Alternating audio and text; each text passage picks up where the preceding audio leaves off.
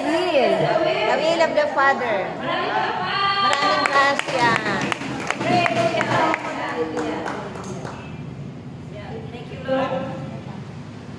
Amen. Ako ay tinawag para tumayo Amen. harapan ng ating mga kapatid. Amen. Upang magpahaya. Gabayan niyo po ako sa ngalan ng Panginoong Jesucristo.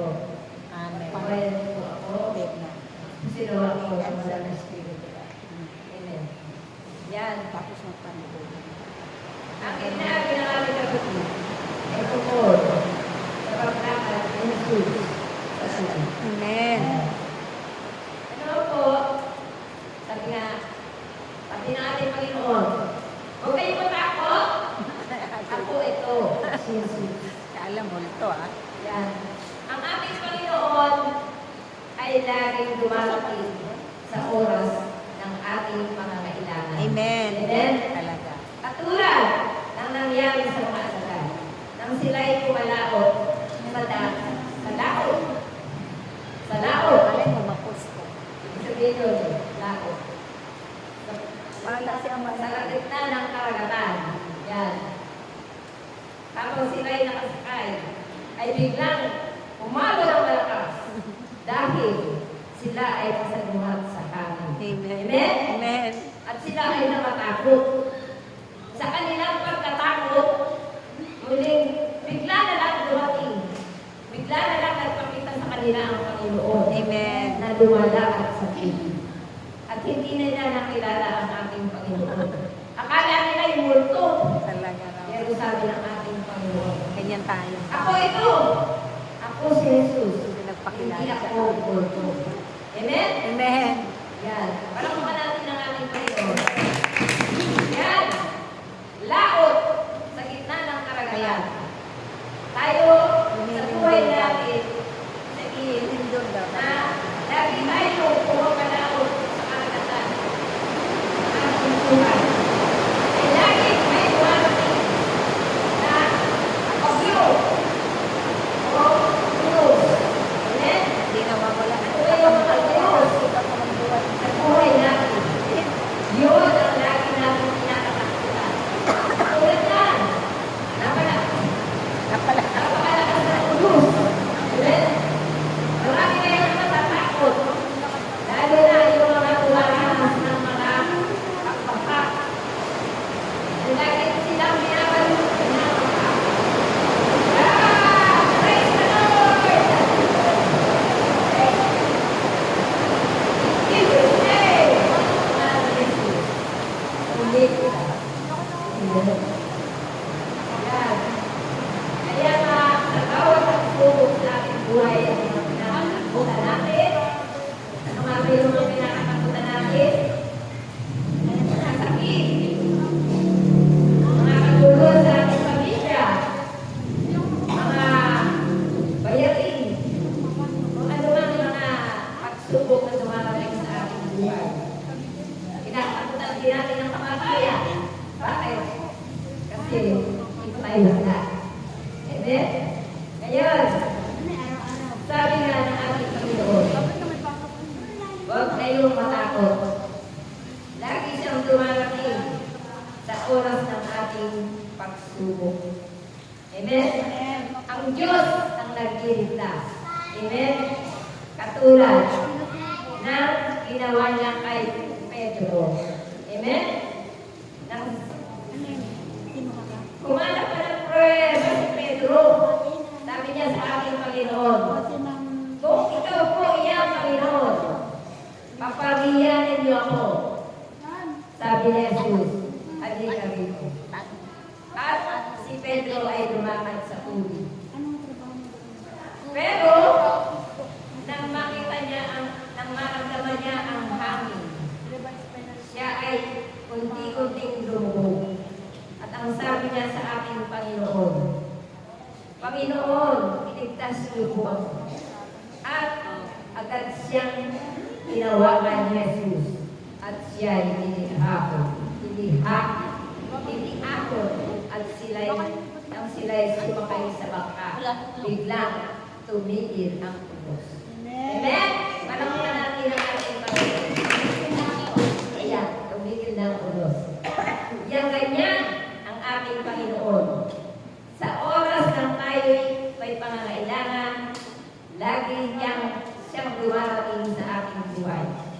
hindi niya tayo pinababayaan. Amen?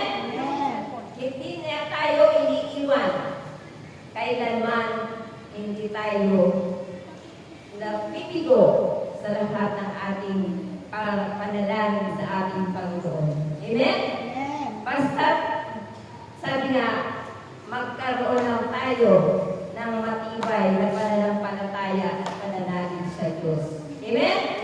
Ano ba yung pananalig at pananampalataya? Amen? Hindi lamang tayo nananalig at nananampalataya sa ating Panginoon sa mga oras na tayo ay masaya, pinagpapala, na may maganda tayong buhay, pero mas higit ang ating pananampalataya ay nadarama kapag tayo ay dumarating na sa mga mabigat at mga pagsubok. Amen? Hindi tayo bumibitaw sa ating Panginoon. Amen? Hindi tayo pinanghihinaan ng loob. Amen? Sa bawat pagsubok na dumating sa ating buhay, lagi lang natin hawakan ang kamay ng ating Panginoon. Amen. Sapagkat hindi niya tayo bibitawan. Amen? Tunay na sabi nga sa ating pananalig at pananampalataya, nandiyan na ngayon, naaalala natin, bakit pa tayo ay dumaranas ng mga pagsubok? Bakit pa tayo ay dumaranas ng mga paghihirap? Yun, biglang ipapaalala sa ating Panginoon na tayo ay magbalik loob sa Kanya.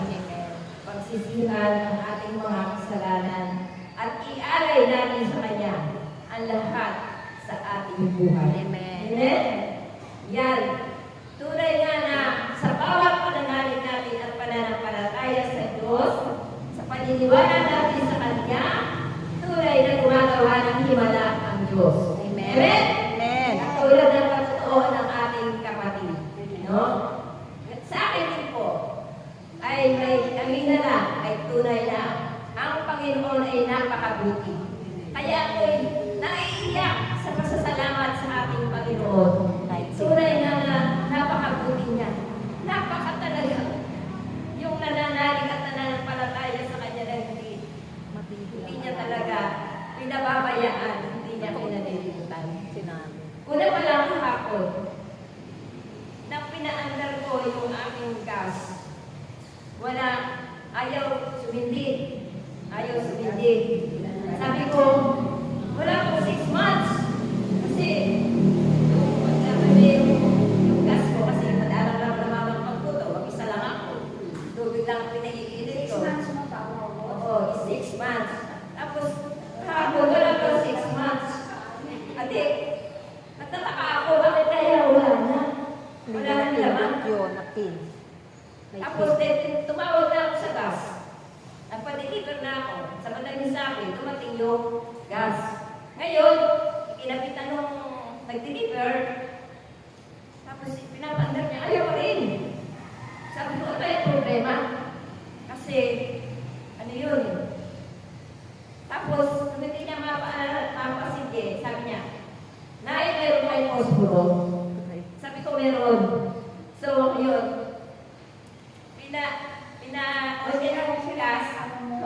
Pina-on niya yung gas. Tapos sabi niya dahil hindi na pwede yung yung automatic. Kailangan na ng posporo.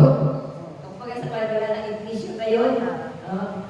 Praise the Lord! Kasi 1-2. Ang gas. Sabi ko, Dati 1.6. ano mo nga muna, i-try mo nga muna yung aking gas. Kasi sabi ko, ang bigat pa eh. Kasi baka meron laman pa. Tapos yung tinatry niya ganyan, meron pa laman. Praise the Lord, sabi ko, pasensya ka na ha. Naabala ka pa tapos na nag-ano pa doon siya ng gas, ng gasolina. Sabi ko, pasensya na. Bibigyan na lang kita ng panggasolina. So yun, kinabit niya uli yung aking daming gas at nakalibre ako ng 1-2. Yan. Kanina naman, bago umalis, talagang napakalaking himala at napakalaking pagpapala. Kasi,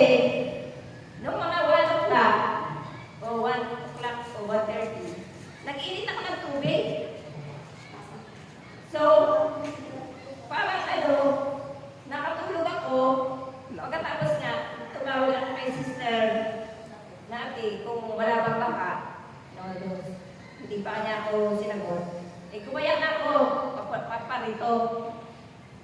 Ngayon, matagal akong paikot-ikot.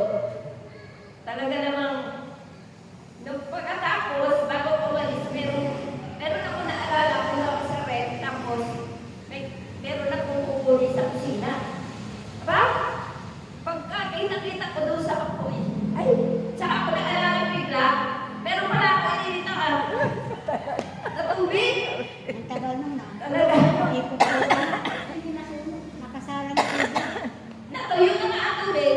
Nakita ko, itim na yung... Nakita ko, pinatay yung gas. Nakita ko na talagang umuuso na yun. Si Carlo, hindi siya na Ang iniwanan dalagang niya. apoy. Sabi ko doon, wala ako. Hindi lang pasasalamat kay Among Yahweh. Salamat po, Among Yahweh. Salamat sa Among Yahweh. Kasi, kung hindi ako pinalabas sa kusina, tsak, aalis ako papunta rito. Tulog.